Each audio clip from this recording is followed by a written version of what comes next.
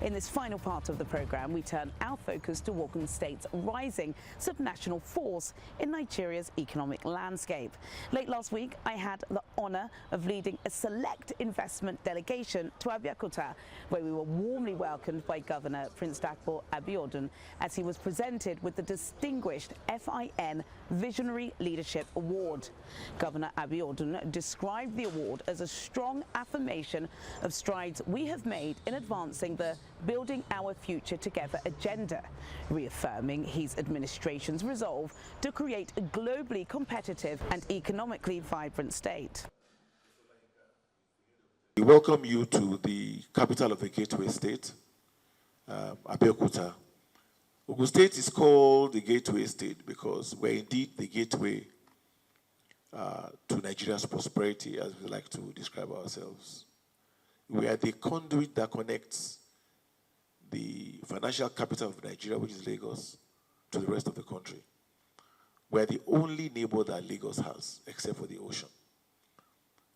Every day, about 2 to 2.5 million people travel between Lagos and Ogun State. We are the expansion corridor for Lagos. And we describe ourselves as being what New Jersey is to New York is what Ogun State is to Lagos. Ogun State has Lagos as its neighbor, Ondo State as its neighbor, Osun State as its neighbor, and Oyo State as its neighbor, as its Nigerian neighbors. But we also have Benin Republic as a window to the West African sub-region, who we share the longest border with in Nigeria. We are about maybe 16,000 square kilometers in size, so about 4 times the size of Lagos. And about 80% of that land is arable. So besides the fact that we are the industrial capital of Nigeria, without a doubt, because one, we are the closest to the busiest seaport in Nigeria, closest to the busiest airport in Nigeria, we have the landmass, and thirdly and more importantly, we have the required gas reticulation like no other state in Nigeria. So we have gas, we have 2 major gas pipelines. We have the Escravos Lagos pipeline, which comes from Escravos and goes all the way and terminates here. And then we have the WAPL, the West African gas pipeline, which goes also from Delta and goes all the way to Abidjan. So those 2 pipelines have allowed industries to access natural gas for power. So when you look at our proximity to Lagos, the road infrastructure, or permit me to say the transportation infrastructure that we have particularly as an administration improved on, the availability to gas pipeline, this has allowed for the proliferation of industrial activity, to our state. But the question you ask yourself is, why has there been more industrial activity in Ogun State in the last 6 years than in the previous years before we assumed office? And that we can simply explain by saying that when we assumed office, seeing these our comparative advantages that Providence has given us, we decided that what we must do was to decide on what our vision must be. And we describe our vision as that which is to provide a focused and qualitative governance, whilst creating an enabling environment for public-private sector partnership, which is fundamental to the economic growth of our state and the individual prosperity of our people. So we had a vision. And we said, with this lofty vision, which emphasizes that we'll be a good and qualitative governance, meaning that we will do everything to ensure that we uphold corporate governance. We promote all the virtues of being a good administration. We'll be fair, we'll be just, we'll be equitable, we'll be transparent, we'll be accountable. We will uphold the rule of law, and so on and so forth.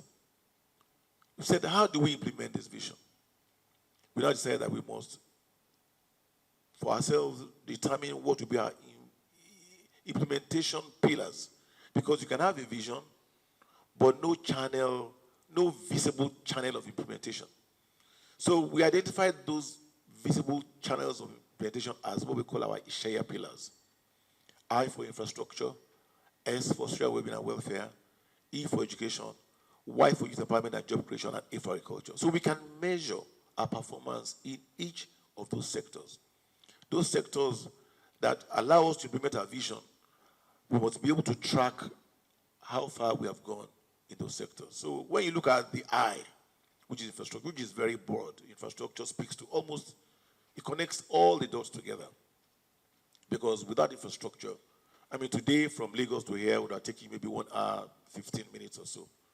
But for Juliana that went on an Israelite journey.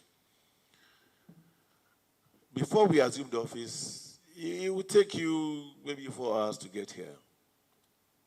So thankfully, the federal government has constructed the Lagos-Ibadan Expressway, but we took it from there and reconstructed the interchange to Abeokuta. Even at the interchange, you will see what we call our city gate, which will sort of welcomes you to Ogun State. But we took it a step further. We decided that we must have what we call a multimodal transportation plan. So we must not rely on just road transportation, but look at how road connects to rail, connects to air, connects to water. And we have begun to implement that. Today, we have constructed over 1,200 kilometers of roads in 6 years. It's unprecedented in the history of any state in Nigeria.